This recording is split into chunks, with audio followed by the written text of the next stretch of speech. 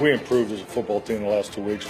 Brady looking downfield, he's hit. There we go. Our focus is going to be more on the finish of the fourth quarter. That's really the common thread in the last 2 weeks. That's keeping us back from getting the win that we felt we were in position to get. The Packers will look to use that focus against the 5-4 Dolphins this Sunday. The urgency to win is here because the task gets no easier the rest of this month. 2 more road games looming. A Thursday night matchup in Seattle and a rematch against the 5-3-1 Vikings. On Monday, Coach Mike McCarthy said that Geronimo Allison is suffering from a big injury. You know the drill. Next man up. Luckily, Marquez Valdes-Scantling has gotten a head start on grabbing that role. Remember his big catch in Week 4? Rainbow, right side. Valdes-Scantling's got it over the shoulder catch. That catch helped jumpstart some big-time production from MVS. Week 5 in Detroit, a season-high 7 catches, including his first career touchdown. On Monday Night Football against the Niners, Valdes-Scantling showed his big play potential, reeling in catches of 60 and 30 yards. It was in Week 8 where MVS displayed the clutch gene, blowing the top off the D with a 40-yard go-ahead TD in the 4th against the then undefeated Rams. And Sunday, a team-high 101 yards receiving on 3 ridiculous snags. The rookie is showing some serious confidence at the midseason point. I've been confident the day I walked in here. It's not going to change no matter if I'm making one play or no play. It's all about, earning trust from everybody in the building, being in the right place at the right time. So you have the opportunity to make the play. That's what's going to make me successful in this league, having trust from the quarterback. He's got it. Oh, what a play by the rookie.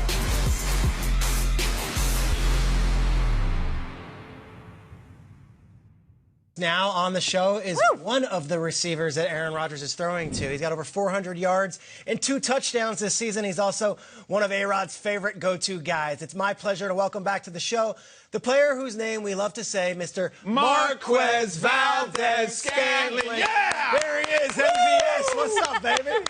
What's going on, guys? Welcome to the show. Welcome back. We loved when you were in studio back over the summer. Let's look back to this past Sunday, though, Oakland Raider game. You're dealing with injuries all week, and we're seen as a game-time decision, and yet in the biggest moments, lo and behold, you not only suited up, but you had 133 yards, and you guys walked away with the victory. Take us through the hours before the game and the days leading up to it, knowing that you could actually go and be there for A-Rod in that game. Yeah, like I said, it was a game-time decision, which is literally what it was. I think I came in around like 9:30. The game was at 12. I made a decision if I can play or not. It was one of those things where it was a lingering injury, and so we kind of had to figure it out throughout the week. I didn't practice much throughout the week. Just kind of did my rehab, and then went back out and was able to play on Sunday. You had a brilliant performance, and hopefully it translates to Week 8. We were just talking about the Chiefs-Packers matchup. Patrick Mahomes isn't starting, but he's the reigning MVP. But your quarterback last week lit it up. He is the NFC Player of the Week. Is he the best quarterback in the league? Of course. That's no question. I think he's been doing it for a long time. That's something I would never, say he's not. I was a big fan of Aaron before he even got here. So his talent and things he can do with football, his intelligence is unmatched. Unmatched, Sean. That's pretty impressive. Marquez, after the game, you tweeted about a throw that a lot of people might not have noticed. And in your tweet, you said, imagine being a quarterback coach, trying to coach your quarterback, but showing him clips of Aaron Rodgers doing this throw. He literally threw the ball without either of his feet being on the ground. And just take us through that throw. Why is that so impressive? What is it that makes you say, wow, every single day when you guys are at practice with this guy? So, people didn't even, realize what happened. He threw a check down to Jamal. Jamal got like 8 or 9 yards. But when you go back and look at it, literally neither of his feet were on the ground when he threw the ball. And it's just amazing how he can, make some of these throws in these positions that he's in, and that's why I'm saying, his talent level is just ridiculous because no other quarterback is doing that. That's just amazing to see. I'm still in shock every time I see stuff like that. Through the defensive line. Yeah, like threading the needle. Does he say anything after he makes a throw like that? Be honest. What does he say when he comes back? Oh, does he say, you see that? You feel me? Nah, what does he say? He literally nothing. Just runs the next play. It's become so normal to him. that he can. I mean, it's 15th year in the league, you know, so he's been doing things like this for a very long time. So I think he's become numb to it. But, you know, with it being my second year in the league, you know, I don't see stuff like this all the time. So it just amazes me every time. What does he say to you in the huddle? Like, if it's a play and he wants you and you know it, does he have like a little something? He's like, hey, man. Does he give you a wink or like a little, hey, man, I need you? Or it's you guys always have a little let's go, unwritten kid. Language? Nah, it's his thing. Let's go, kid. That's his thing. Yeah. I love it. Marquez, you know, Devontae Adams has been down, and it's almost like maybe if you're playing Call of Duty and one of your lieutenants goes down, you got to finish the level, right, with the guys you have left. And it's you, and it's Lazard, Shepard, Kumaro. These are the guys who are putting up these huge points. Tell the world. We know about Rodgers. We know about Devontae. Tell the world about the rest of these receivers in that room with you and how good they are. Like I said, you know, a couple months ago, I think we got one of the best wide receiver rooms in the league. And, you know, it's just one of those things where we're all unique in things that we can do. You know, not one guy is, you know, the same. And I think that's what makes us special. You know, everyone has a different talent that they can bring to this offense, and it helps us out every single week. It's been a good October for you boys up there in Green Bay. Maybe it has something to do with your birthday. Happy belated. You turned 25. Thank you. Back on October 10th. And you posted this adorable photo on Instagram. I need to know about this outfit. Why are you wearing it? What is the story behind it? Do you still have it? And does it still fit? Wow! Actually, I do not have it. I want to say this was like when I was 4 or 5 years old, maybe. And I was doing a photo shoot with my parents. And I did a bunch of different outfits. I had a Buccaneers outfit. I think I did that one. I think I had one more. I don't remember what it was, though. But it was just a little photo shoot, and it was just oversized clothes. What were you wearing, a Warwick Dunn or a Mike Allstott? What Buccaneers outfit were you wearing back then? Man, I don't even remember. I have to go back and look. I'm not even sure. It might have been. It might have been sure. Warren Sapp. Before we let you go, we want to give an opportunity for you to give a message to Packers fans out there. You guys currently lead the NFC North, but the Vikings, the Bears, and Lions are still solid. Not to mention, you guys have the Chiefs in Arrowhead Sunday night. If all the Packers Nation is watching right now, what would be your message to them for the second half of the season, for the 2019 campaign? Marquez, the stage is yours. Keep up the support. We appreciate every single one of y'all. Even if you don't come to the games, we appreciate the support, you know, on TV or online. We love y'all. Go Pack, go.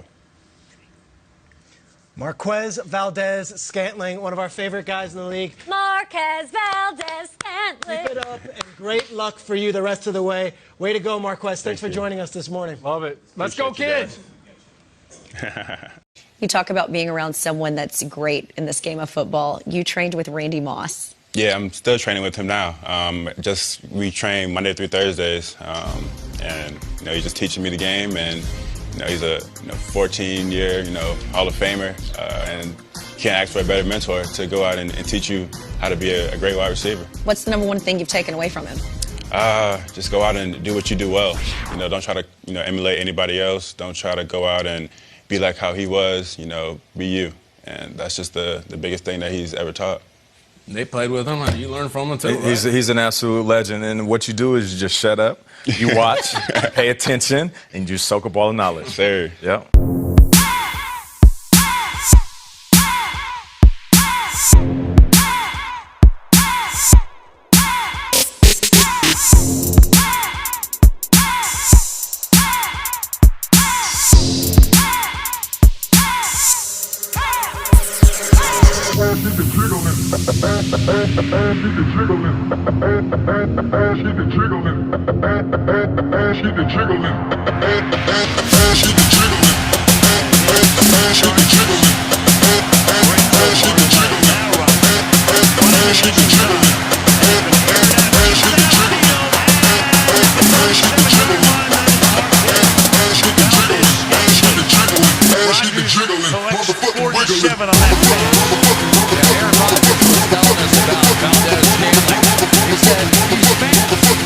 Everybody should be on the lookout for what Marquez Valdes-Scantling does this year. He ran by a lot of people in the NFL last year. including this fourth quarter touchdown against the Rams, giving the Packers the lead in that game. Here he is in motion. He played inside, he played outside as a rookie. A fifth-round pick out of University of South Florida. Started his college career at North Carolina State. Didn't like the direction, but he could just flat out run by corners. Last year, straight go speed. He ran a 4.37 40 at the combine at 6'4", 206 pounds. The Patriots felt his speed. Here he is on the outside, running right by McCourty. And if Aaron Rodgers didn't have to make this throw off the jump, that throw might have ended up with Scantling in the end zone. That one was 51 yards. He also showed the ability, like he does at the bottom against Darius Slay Jr., to be a good route runner. A guy that at 6'4" knows how to drop his hips and come out of breaks, come out smooth. You see it time and time again against Buster Screen of the Jets in the up slot. Here he is going to stick that right foot in the ground and separate so that Aaron Rodgers can find him. This little move from the slot right here to turn the slot defender around and beat him. Get good inside leverage for an easy throw by Rodgers. And how about this comeback here against Darius Slay Jr.? I mean, this isn't a weak corner. He runs them off, the stem looks good now. His ability to come back to the ball. Look at the separation that he creates without pushing off or leaving. This is stuff he did as a rookie. Everybody thought that he could become a starter, but maybe they didn't think Davante Adams or Jordan Nelson could become elite players either. In a quick game, he could get the top of it in a hurry against the 49ers in the slot. You can always throw the bubble screens to him. He's smooth with the ball out to the catch. I think Marquez Valdes-Scantling could be a Jordan Nelson. Got to do a better job of adjusting to the football. That would help. But in scramble drills last year, you saw Aaron Rodgers looking for him. Here he is, looking for him on the quick out. What's he do? Aaron Rodgers nothing there. He converts it. Now, he turns it up, and his ability to adjust to the ball and go up and get it. High point that ball. Keep the feet in bounds. Promising. A prospect. I think it's more than that. Here he is at the top of the receiver out. Again, the ability in a scramble drill to adjust. He runs his speed out. All right, Aaron Rodgers on the run out of the pocket. And he's pointing him down the field. Here it comes. How many times can we see Jordan Nelson adjust his routes to plays just like this on the sideline? I think Marquez Valdes-Scantling has a chance to break out in 2019 with Aaron Rodgers, a new coach, and a new system. A lot to work with his ability.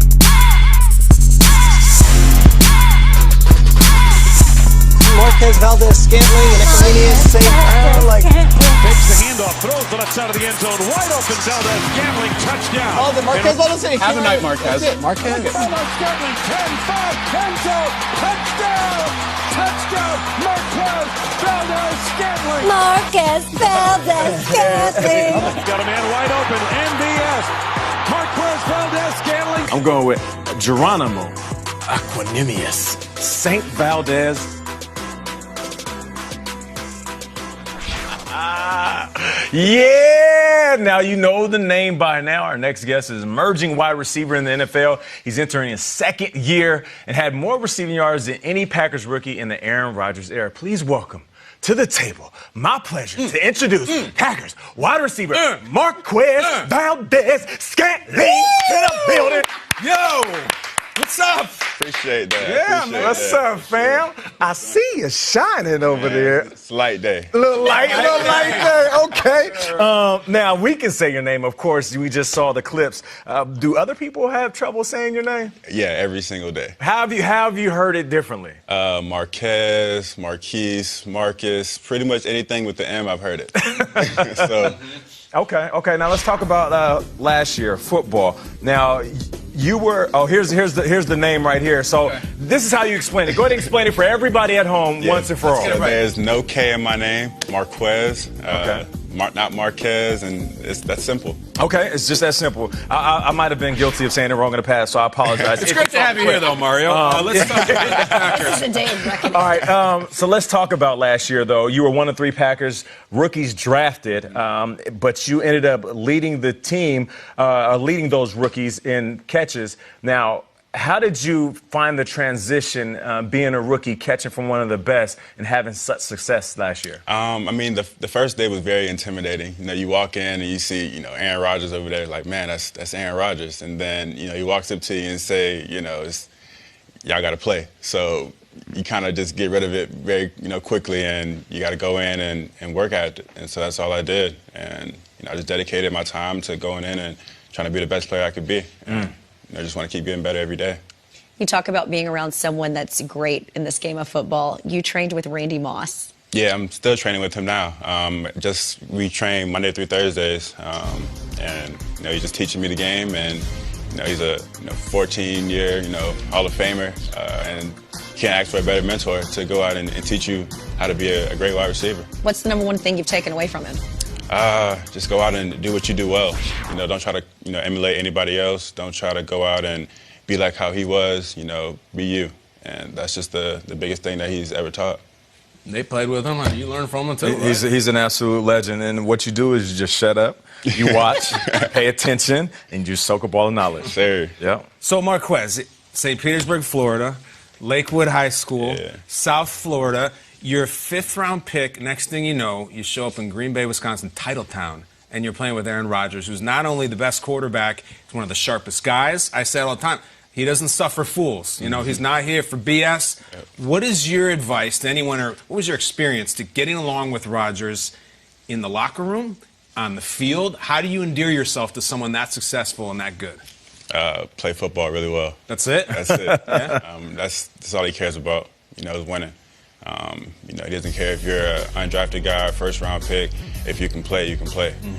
And he just wants you to do everything right and, be consistent. And I think that's just the biggest take from, what he wants is be the same guy every day. Don't go up and down, and just go out and have fun, play football. You've been doing it your whole life, nothing new. What's 12 like on team playing, in the locker room, and team dinners? What's it like to get along with him like that? Man, 12's a great guy. Yeah. The media makes him to be this terrible guy, and he's not. He's like one of the biggest kids that you can ever come across. He plays around all the time. Obviously, when it's football time, he's serious. But, the locker room and at the lunch table, whatever, he's joking, laughing. He's a great guy to be around. We can go out and eat dinner together and have great conversations. We can sit down and talk about life. It doesn't matter. He's open, and he'll talk to you.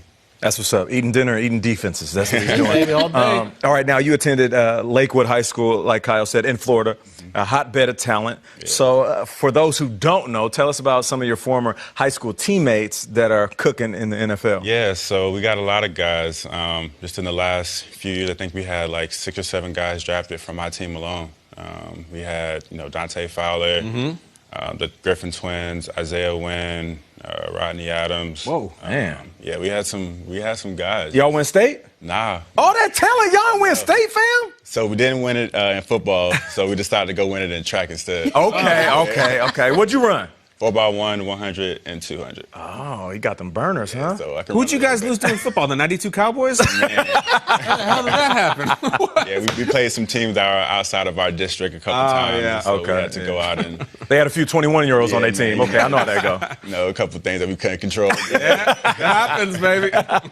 You mentioned playing with the Griffin brothers, Shaquille and Shaquem Griffin. How special was it for you, knowing those guys, growing up with them, to see them both end up going to Seattle and see people realize that Shaquem is, in fact, a dynamic football player? Well, it's crazy because, I guess I became numb to it. Because, like I said, I've known him or them since I was like 3 or 4 years old. So, he has one hand, but it never, seemed not normal to me because I've been around him since he got it amputated. So he did everything that I did. And his family did everything they could to keep him to feel normal, So, but we take a step back and look at it, like, man, he really has one hand. He's changing the world, and it's just amazing to see that he can go out and impact all these people, worldwide, and tell his story and come from where we come from. It's just amazing to see. It's the best. We're all rooting for him. It's the coolest story. Yeah. I got to say, we were looking through your Twitter timeline, dude, and this guy has takes. Talk about He's got observations. Yep. If you are not following Marquez Valdes-Scantling, follow him right now. We want to present some of these takes to you. I'm telling you, these things got some heat on them. All right. First tweet from my man. Macaroni and cheese, yams, and ham combo on one fork is unmatched. Talk about it. So, for one, macaroni and cheese and mac and cheese are completely different things. What do you mean? Wait, what? Yes, they're School them up. I'm already learning. What do we got? Completely different things. So macaroni and cheese is baked. Mac and cheese is something you just put in the pot, you cheese, mix it up, and then you serve it. Right. You have to bake macaroni and cheese. With like the crust on top? It doesn't have to have it, but some people do it. But it just has a different grab to it, though. And then you get yams and ham on one fork? Yeah. That's a crowded huddle. It's an explosion, man. Life change. Well, you get when everything. you put it in the pan, is it Velveeta? No. That's mac and cheese. Not at the barbecue. Yeah, not at the barbecue. Wisconsin, Velveeta is blasphemy. Okay. Okay, well, how about this one? All right, everyone can relate to this, especially on the West Coast. This tweet: it just takes one person to be nosy on the interstate for there to be backed up traffic. Y'all just minding y'all business and keep on driving. Marquez, preach. Tell us why this grinds your gears. One person slows down, makes the person behind them slow down, and there's a whole traffic jam. Everyone just keeps driving, because what are you going to do, stop and help the person that's pulled up on the side of the road? Right. If everyone keeps driving, there's no traffic. You know what they're doing, though? They're putting it on the gram. They're stopping for the picture. Not important. It's true. That bottleneck drives me crazy. Sure. It's like you wait in line for so long. When it's finally your turn, I'm going to take my look, too. Is that what you know what? I wait in the line. But that's all right. They're dropping knowledge. And then you're like, oh, it wasn't that bad. It's a fender bender. No, Public that was service worth that. announcement. Free game. All right, here we go. Public service announcement. Playing video games is not a hobby. It's a lifestyle, and I need women to understand that. All right, Marquez, I told you had some heat on him. Preach. Mansplain to me. There's the camera right Yeah, right. Hey, go ahead. Camera, Marquez, Go there you ahead. go. This is all you. Ladies, listen, video games is not a hobby. It's a lifestyle, and I need you guys to understand that, because I play video games, and any girl that I'm going to be with has to understand that. Preach. Period, point blank. I'm going to play video games. Hallelujah! I'm going to play. This is autobiographical. Yes. You've been through some stuff, real right? life. This is real life. It's a relationship. We're all in this That's together. what's on his Bumble. It's me, you, the system. Yes. Yeah, I'm trying to Package play Crash deal. Bandicoot We here, are a all right? package All right, deal. Marquez, excuse me. Last thing, give us an original take. You got all these gems. What's another take that you feel very passionately about this Friday morning? Sleep is for the rich. Oh. What do you mean? Yeah, so, I mean, if you're sleeping, you're not getting to the money. You know? So you got to wake up and go get it every single day. Dude, you're going to fit right into some morning show. This is perfect. I need a bathroom book, you know, from Marquez. Marquez, Hey, well, listen, by the looks of that jewelry, you got insomnia, fam, because you get to the money. Good luck. Yo! Good luck after. Good luck after. Wide open. And that is a touchdown. The first in the career of Valdes-Scantling. A 3-yard touchdown. Well, it's all about communication. Right here, these two, they're not communicating because two guys take Davante Adams, which leaves an easy pitch and catch for Marquez Valdes-Scantling. Easy pitch and catch. Lack of communication. They are undefeated, and it's primarily because they have the #2 ranked defense in the entire NFL. As an offense, Aaron Rodgers is completing 61% of his passes. As an offense, they're ranked 23rd in points, 28th in yards. Their passing attack with Aaron Rodgers is ranked 27th. Their leading receiver right now is Davante Adams. Obviously, he doesn't even have 200 yards in 3 games. So when you look at it from that perspective, the bottom line is you have to couple that with the fact that Mike McCarthy is no longer there, primarily because of his relationship with Aaron Rodgers having gone sour, primarily because he got blamed for some of the dissipation in Aaron Rodgers' performance that we witnessed. Well, now you've got LaFleur, and here you are winning football games, all right? Winning football games. I'm sorry. If your defense is showing up and they're performing, and we're directly able to point to the offense as the Achilles heel for the Green Bay Packers, that's all on the shoulders of Aaron Rodgers. No way around it. What happened yesterday that made things click so well for you and Aaron Rodgers and this entire offense? I mean, it's pretty easy when your quarterback throws for a perfect passer rating. I guess it was just the ball. But, you know, we were just executing really well. We had a great week of preparation, even though we had a short week. And we just went out and played our football. We weren't really concerned about what they were doing. It was more so, how can we be a better offense? And that was our whole goal. Yeah, you know, Marquez, I wonder if what we as media members, and I guess fans and consumers of the NFL, especially the Packers, would have said was, there's a little bit of a disconnect between Matt LaFleur and Aaron Rodgers, and they're just trying to get on the same page. Is that real, or is that just kind of noise? That's just noise. I I mean, obviously, you know, when you get a new coach and staff and new players and a Hall of Fame quarterback, it's definitely different, you know, getting everybody on the same page. But they did a good job during the spring of, you know, figuring out each other and figuring out how to call plays.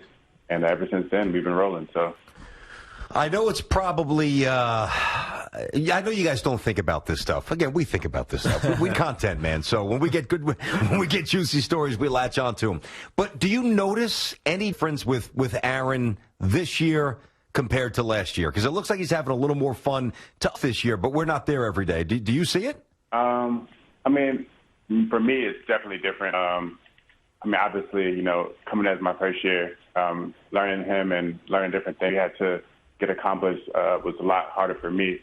But, you know, he's been, you know, accepting the challenge, you know, learning a new staff and learning different things like that. But, you know, he's great. You know, Hall of Fame quarterbacks, you can't really ask for anything better than that. No. And he's just rolling. You're playing with a guy, he might make it someday in the NFL. he might stick around for a little bit.